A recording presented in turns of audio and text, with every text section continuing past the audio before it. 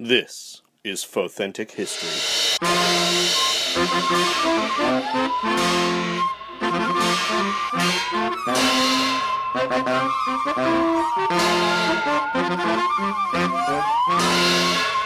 Hello and welcome to the podcast. I'm Bryan Young. And I'm Holly Fry.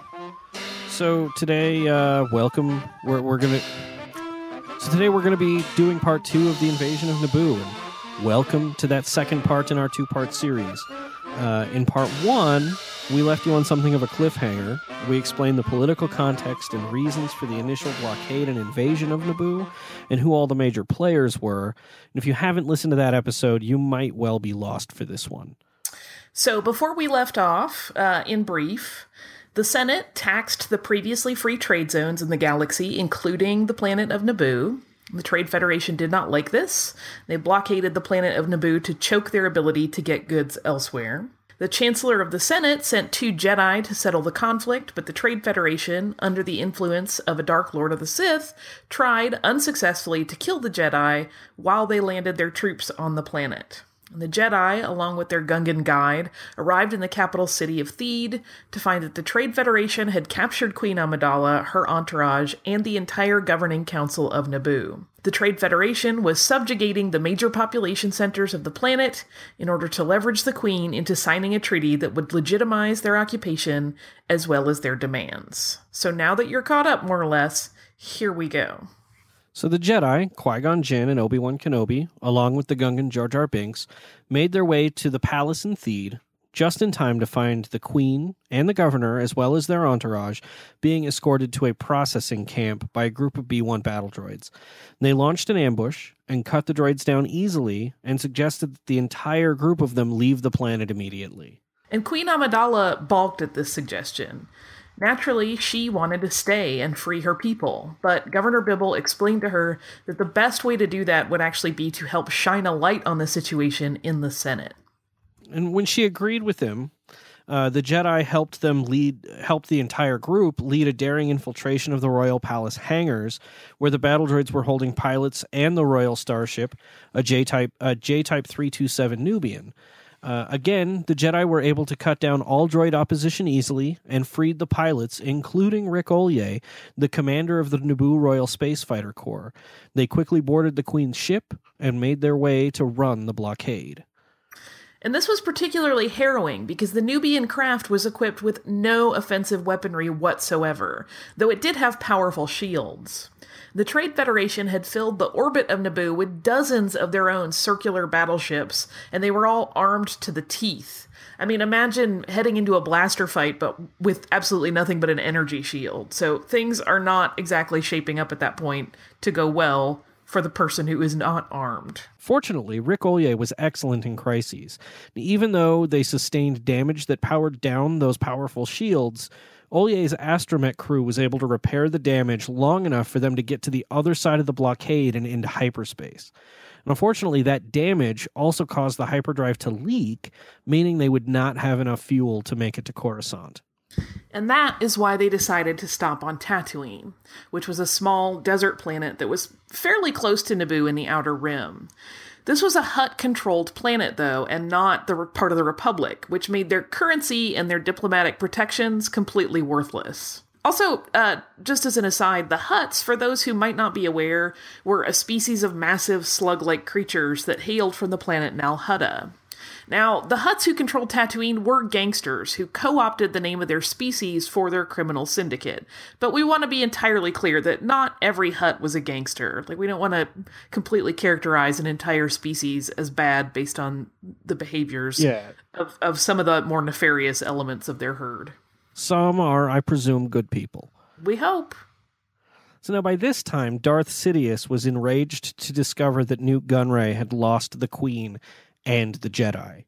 And their escape had the potential to ruin his master plan, so it was then that he assigned his apprentice, a Dathomiri Zabrak named Darth Maul, to track them. Now, in the meantime, the Trade Federation were ordered to step up their oppression on Naboo. Reports of the conditions in the camps at this point were not pleasant. In the nicest terms that it was couched in, the Naboo went through, quote, suffering and dying.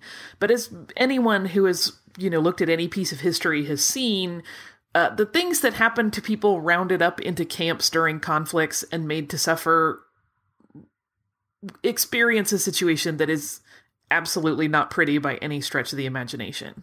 It was this message and this tone of message that Governor Bibble was convinced to send to Queen Amidala, pleading with her to contact him.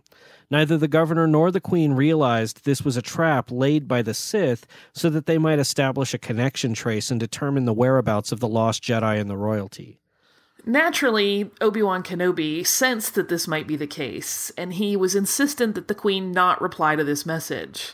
But the damage was done at that point. Darth Maul was already on their trail. And this certainly increased their desire to leave the planet of Tatooine, but a ship without a power supply wasn't going to get them anywhere. So in a plan that could only be concocted by someone attuned to the Force and possibly see the future, Qui-Gon Jinn put what little resources they had in supporting a 9-year-old human pod racing prodigy and slave named Anakin Skywalker in the Boot to Eve pod race. Though the boy had never previously completed a race, Qui-Gon sensed that this was their path to a hyperdrive in a complicated bet with the boy's owner for not only the parts they needed, but the boy's freedom. That's sort of a shot in the dark, really. I don't know if that's an indication of A, how great Qui-Gon was with the Force, or B, how desperate their situation really was, or maybe some combination of the two. Well, and it's one of those things that people kind of have a quizzical reaction to the knowledge that Jedi would gamble. Which brings up some questions, for sure. Is that ethical for someone who can actually manipulate physical objects and people's minds? Is that ethical for them to gamble? I mean, I guess maybe the situation is desperate. Maybe the ends justify the means here, but... I think that's probably the case. I mean, I think it's also an interesting moment to note in that I feel like many times we view the Jedi, when we look back at history, as these incredibly pious and, almost stick in the mud type figures. But they were each, an individual person or species, whatever they were, whether you would refer to them as a person or not, and they all had their own personalities. So if you look at the breadth of Jedi and their various dealings, you really start to see that there are a lot of moments like this where there's some rule bending to achieve an ultimate goal of good. It isn't all quite as cut and dry as one would maybe think the dogma may have led them to behave. Well, and I think any other Jedi in the situation would have handled it probably completely differently. Even Obi-Wan sort of must have tilted his head at the idea you're going to do what with what's left of what we have, to give it to who, to do what with? This is insane, Master. So any other, could you imagine someone like Master Windu doing something similar in that situation? Not one bit. Just like all Hutts aren't gangsters, not all Jedi are sensible. But again, it's one of those things of it's this way or no way that was going to work out. Otherwise, they would be on the planet forever. Yeah. So with the parts that they needed being installed, Qui-Gon actually went back into the town of Mos Espa to collect the boy that had been such a linchpin in this whole plan from his hovel. And on their way back to the ship, Darth Maul finally caught up with the two of them and struck. And we should note, this was after the boy, yes, he did win the race. They did, everything worked out exactly like Qui-Gon expected, but it was Darth Maul that really kind of put the kink in the plans. So after a dramatic clash in the sand with their laser swords, Qui-Gon was able to hold off the Dark Attacker and cover for the escape of the entire royal entourage, which now included this 9-year-old boy that Qui-Gon wished to train as a Jedi. And after that brief layover on Tatooine, the Queen and her retinue finally made it to the capital city planet of Coruscant. And they were met on a landing platform high above the surface by Chancellor Valorum and Senator Palpatine, who were both really eager to hear reports of what had transpired on Naboo. They were also eager to get a read on the political situation, but the Jedi Council also really wanted to hear about the re-emergence of the Sith, which, of course, we mentioned in part 1 of this, was something that they had thought had been extinct for a millennium at this point. Qui-Gon's best guess was, and a correct one, was that the Sith were somehow involved and that Sidious's attack dog was after the Queen.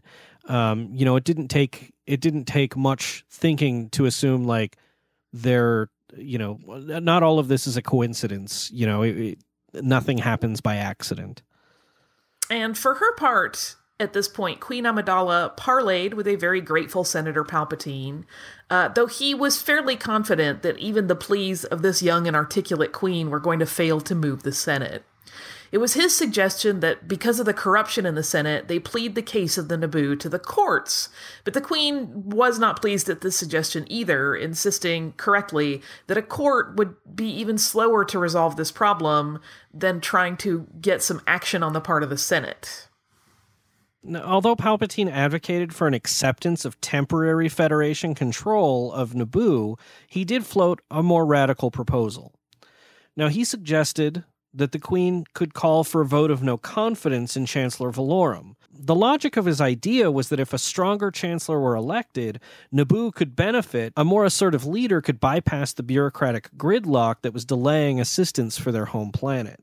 With everyone, even those closest to her, uncertain of what Amidala would do, it was with great anticipation that they watched her address the Senate. And what she did was demand immediate relief and action for the attack on Naboo.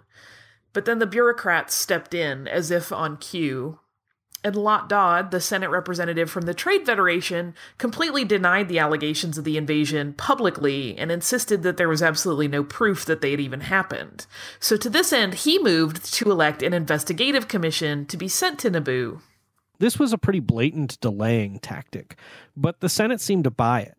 So it's interesting to note at this point, actually, when Senator Palpatine pointed out the bureaucrats getting in the way of Chancellor Valorum trying to actually allow the commission for investigation in Naboo, he actually said, he pointed to Mas Amedda to Queen Amidala and said that, now the bureaucrats are in charge. And it should have raised a red flag at that point because Mas Amedda, who was sort of in that vice chancellorship sort of position for Chancellor Valorum, is sort of pointed at as the problem. He's the red tape and the corruption. But Palpatine kept him on when he became chancellor, and he kept him on when he became Supreme Chancellor and Emperor. And, Mas Amedda retains that position through the entirety of the Empire, and was actually the agent of the Empire negotiating with Mon Mothma and the New Republic years and years later after the Battle of Endor and the Battle of Jakku. So that's a really interesting side note to all of this, but one of the senators from Malastare, a Grand named Ax Mo, concurred with his colleague in the Trade Federation. Shocked by this bold stalling maneuver, Amidala called right then and there for a vote of no confidence in Valorum. The entire Senate chamber erupted in calls to have that vote happen immediately. Yeah, clearly at this point there was already a lot of drama brewing before this Naboo conflict even happened. It was almost like once she uttered those words, the place went crazy. Like you could tell it had kind of been a powder keg before that. So stunned, Valorum had little recourse but to allow this vote to play out, and he was ultimately unseated from his position. 3 senators were nominated as potential replacements. Ainley Team, who was another Gran from Malastare, Bail Antilles, a human from Alderaan, and Sheev Palpatine, the senator from Naboo. Palpatine played his nomination off as a surprise, but looking back with the knowledge we have now, this was probably the entire goal of the invasion, to curry a strong sympathy vote and put Palpatine in power as Chancellor.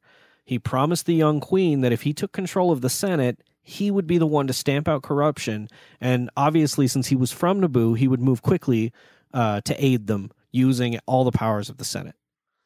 The situation back home at this point, while all of this is going on in Coruscant, was still not getting any better, though. The Trade Federation had turned their eyes to the underwater cities of the Gungans, just as Obi-Wan Kenobi had predicted, and they rounded up much more of Naboo's population into camps. So, like we said before, like we talked a lot about the word suffering, and that's what was going on in the camps. And it's a little nebulous, that idea. But there really aren't any written records we have that describe exactly what that suffering included. And for people as proud as the Naboo, though, I have to imagine that threshold for what they would consider suffering is pretty high. Whatever the actual nature of the tribulations that her people were forced to endure, Queen Amidala found this entire situation untenable, and she decided that she was going to leave the arena of politics to Senator Palpatine. Instead, she would go home and take back Naboo. And this was an incredibly surprising move for a young woman who had no military background. How she intended to fight back against the Trade Federation's considerable forces was a mystery, but that brings us to the battle itself. So Queen Amidala's plan, bold as it was, predicated on having an army. And this is something that Naboo simply did not have access to.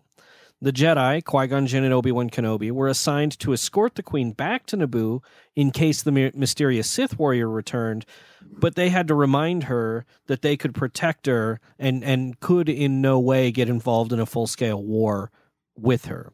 And for his part, Captain Panaka reminded her that finding a way to subvert the superior numbers of the Trade Federation droids entrenched on Naboo would be an effort in futility. Amidala, though, had an unorthodox plan that would alter the course of relations between the indigenous people of Naboo forever if it worked. So she basically turned to the least likely person that anyone would have anticipated for help, and that is Jar Jar Binks, the Gungan who had been exiled by the High Council of his people for his clumsiness. During their stay on Coruscant, Binks and Amidala had actually had a discussion where he revealed to her the existence of the Grand Gungan Army. That there was an army already on Naboo was the first step in her plan, but she was going to need first to convince the Gungans to put aside their differences with the Naboo so that they could work together. This would be no easy feat. When the Queen and her entourage arrived on Naboo, Jar Jar guided them to Otoh Gunga, which is where he'd brought Obi-Wan Kenobi and Qui-Gon Jinn previously, but they found that the entire city had been deserted. The Gungans had evacuated their underwater cities rather than come under the metal thumbs of the droid armies. Seeing this, Jar Jar knew the Gungans would have fled to their sacred places on the surface. Naturally, he led Amidala, the Jedi, and the rest of their entourage to this Gungan sacred place. And the Gungan Sacred Place was an ancient monument built in the north of Leonorm Swamp by the Elders, an ancient humanoid lizard species that were presumed lost on Naboo after ancient conflicts with the Gungans. It's unknown why this area became sacred to the Gungans, but we do know that this is where they habitually went during troubled times. This could very well have been a giant mistake on Jar Jar's part. Now think about this from the perspective of Boss Nass. Your planet has been invaded because of the mismanagement of the surface dwellers. You have to vacate your home and hit the mattresses in a secret sacred place. And then after feeling like you've successfully hidden from the surface dwellers and their mechanical pursuers, here strolls in Jar Jar Binks, the clumsy exiled Gungan who crashed into your luxury bongo, with the queen of the surface dwellers and 24 humans in tow. Nass, understandably, was clearly upset about this, but Amidala presented herself to her Gungan counterpart and kneeled before him begging for help. And this was a very powerful moment between the two societies. Thankfully for all parties involved, Nass agreed and offered up the Grand Gungan Army to help do their part to take their planet back. I think it's one of those things where, like, neither one of them was going to admit fault in their whatever disagreement they had, and neither of them remembered it. So I think that her coming and genuflecting to him was probably like, okay, they're good. We can do this. We can work with them. Yeah, I mean, it's one of those things, right? Like, especially when it is a conflict that they don't even probably remember the details of. Like, no one wants to admit fault or look weak, but at the same time, sometimes you gotta put that stuff aside and do what's right for the bigger picture.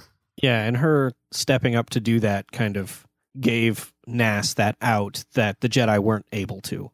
It's kind of a great lesson, right, in leadership. Like, you don't always have to be forceful and right. Sometimes if you step back and admit that you need help from someone that you have been opposed to, it can be incredibly powerful. Yeah, I think there's probably an entire book about leadership lessons from Queen Amidala somewhere. There should be. So as we said, nothing unites previously bickering nations of a planet like a common invading enemy from the stars. Historians have argued that Nass might have been looking for a reason to bring the Gungans and the Naboo into harmony, and that might have explained his desire to not only not punish Jar Jar Binks, but to promote him to the rank of Bombad General in the Grand Gungan Army. So, once the Gungans and the Naboo had united, they held a council to discuss Amidala's three-pronged plan of attack. The first prong would be to field the Gungan army in the great grass plains of Naboo in order to taunt the droid army into leaving the city of Theed. Then, what few pilots and volunteer security personnel they had left would sneak their way into the palace hangars and launch an assault against the Trade Federation droid control ship that would shut down the droids and render them inert, saving the lives of whatever Gungans were left. The third part of the plan would be for Amidala and her personal team, escorted by the Jedi, to fight their way to the palace throne room and arrest Viceroy Gunray, ensuring that he would not be able to escape and gather reinforcements. And now we're going to examine each of these sort of prongs of the battle individually, because they're all pretty big on their own. So let's start with the first phase. The battle in the Great Grass Plains. The main commanders here were Captain Roose Tarpals on the Gungan side with, Bombad General Jar Jar Binks, and a droid designated OOM-9 for the Trade Federation. The Gungan Grand Army consisted of thousands of proud Gungan warriors, most of whom were on foot. They were armed with boomas, electropoles, and energy shields, and they had about 1,000 battle-ready animals in their army as well. The smallest of these were the bipedal Kadus, which individual soldiers took as speedy mounts. Then there were mid-sized Philumpisets that were used as pack animals, and they towed catapults and the oversized boomer ammunition for them. And the largest of these animals were the Fombas, and these beasts were given perhaps the most important job. The Gungan Dome shield generators were actually mounted directly on them. Since the Gungans' role was to lure out the droid army, they positioned themselves about 40 kilometers just outside the city of Theed and covered their army inside these 3 large shield domes hoisted above them by the Fombas. And these shields would prevent energy weapons from firing at a distance, and it would force the droids to vacate the city and do close combat with the Gungans.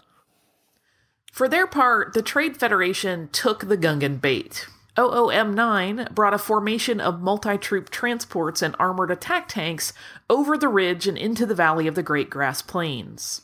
The droid commander first tried hammering into their Gungan defenses with the high-powered tank cannons of the AATs, but found that they would not penetrate the shields, and this forced the droids to engage exactly the way the Gungans had hoped. OOM-9 deployed all of the folded-up droids kept in the multi-troop transports, thousands of them, and they marched on the Gungan energy shields. Now, the Gungan plan was pretty remarkable. They stationed themselves at the back half of the bubble, forcing the droids to march toward them. And as soon as the first line of droids entered the shield perimeter, the Gungans would use atlatls and catapults to let their boomas fly, taking out droids between 1 and 10 at a time. So a quick note about boomas. These were these spherical energy weapons filled with plasma that was found naturally on the crust of Naboo. So upon breaking up and splashing on battle droids, this plasma would actually eat at their metal and cause them to short out. So it made them the perfect weapon to use against droids and their tanks. While the Gungans put up a valiant fight, the droids were eventually able to overwhelm them with superior numbers. The Trade Federation's tanks were able to make it inside the shields, then the shields lost power, and the Gungans retreated back toward the Leonorm swamp. The superior technology and numbers of the Trade Federation overwhelmed the Gungans in their race to that protection. And the cost of Gungan life, we really need to acknowledge, was great. And this was a dilemma that the Trade Federation had no concern for with their army. There was no sacrifice in a robot fighting force. The Gungans, on the other hand, really did pay the ultimate sacrifice. And more of them would, because they were finally surrounded during their retreat. Captain Tarpals and Jar Jar Binks ended up giving themselves up and throwing the rest of the Gungan army at the mercy of the Trade Federation, hoping that the other phases of the mission, as had been planned by Amidala, would be successful.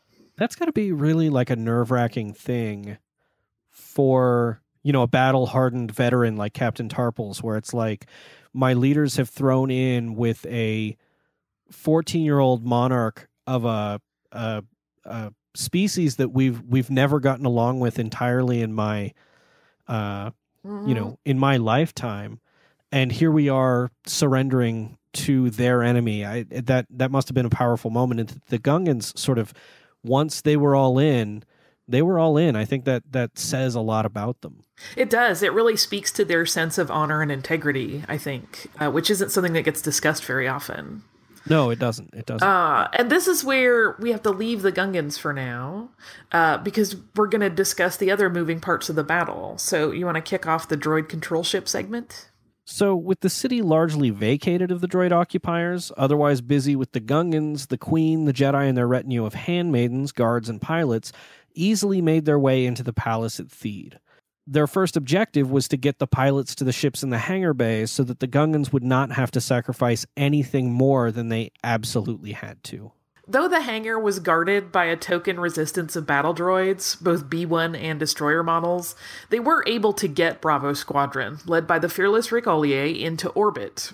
Bravo Squadron consisted of Royal Naboo N1 starfighters, which are easily identifiable by their incredibly elegant design and yellow and chromium finish. They were equipped with twin laser cannons and proton torpedo launchers. So there were anti-spacecraft tank guns positioned outside this hangar that did manage to take out some fighters before they were able to make it to the fight over Naboo, but for the most part, Bravo Squadron made it up to the Trade Federation control ship intact.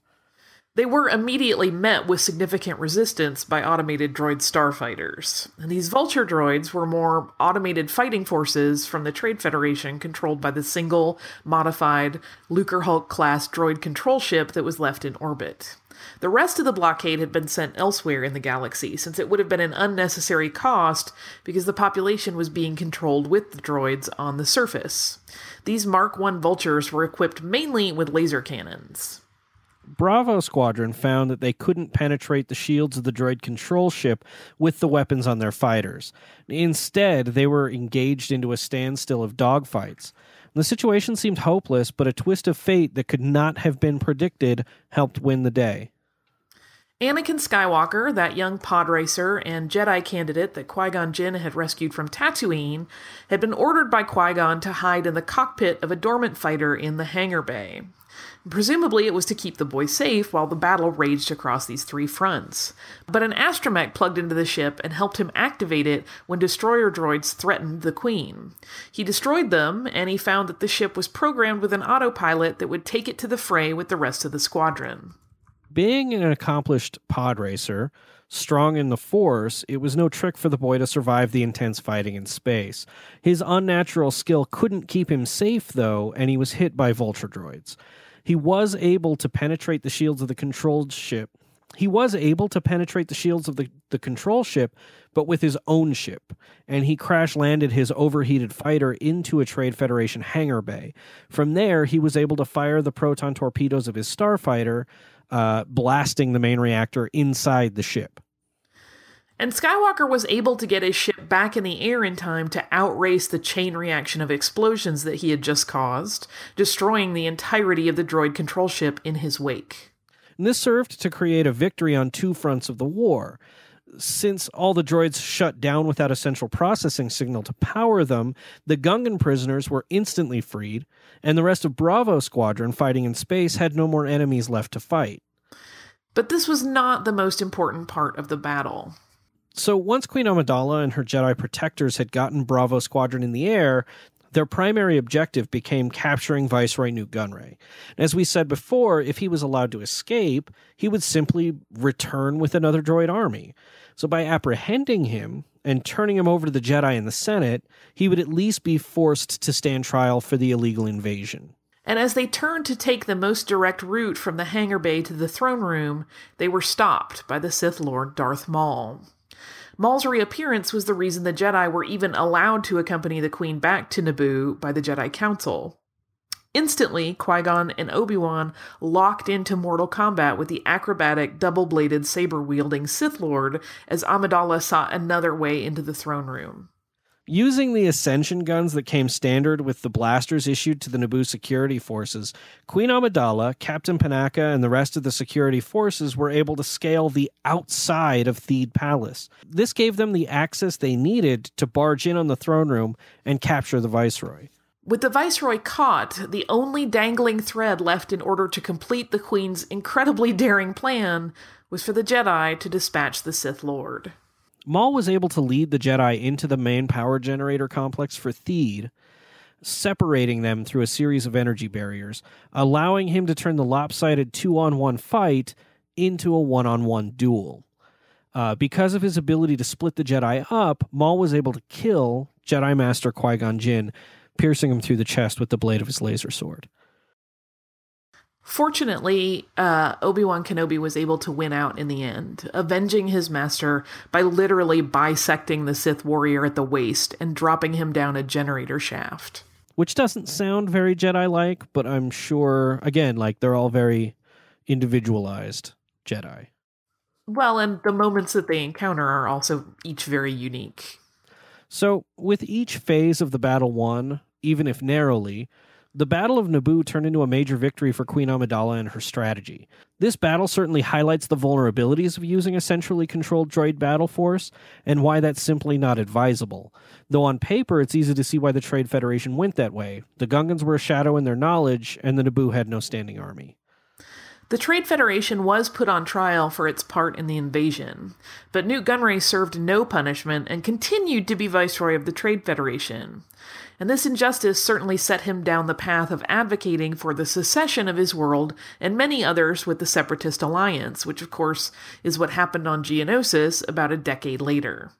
And this was really the inspiration, that opening flashpoint that brought us to the Clone Wars. Rather than the more acute Battle of Geonosis, that was merely when everyone realized the war was really going to happen. Gunray and representatives of the Banking Clan, Corporate Alliance, and the Techno Union were already meeting with Separatist leader Count Dooku to solidify their plans to leave before that conflict even started. It was the events of Naboo that galvanized Gunray's course of action to head down that direction.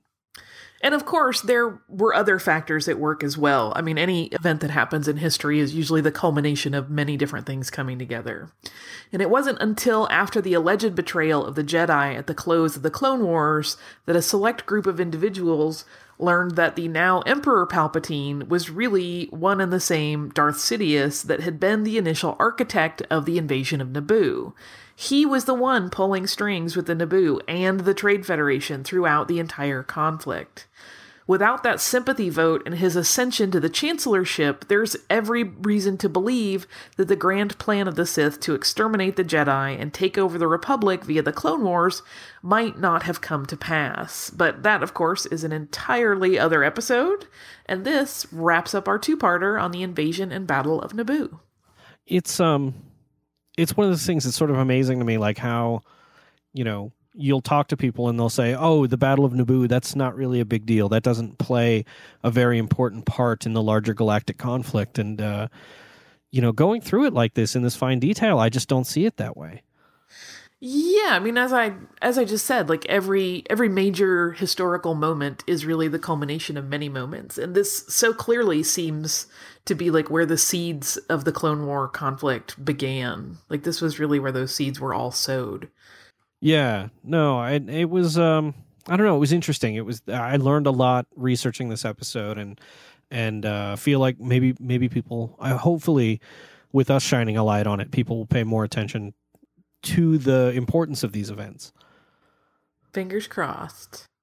So, that's it for another episode. For those of you who want to check out the podcast, we have a website now.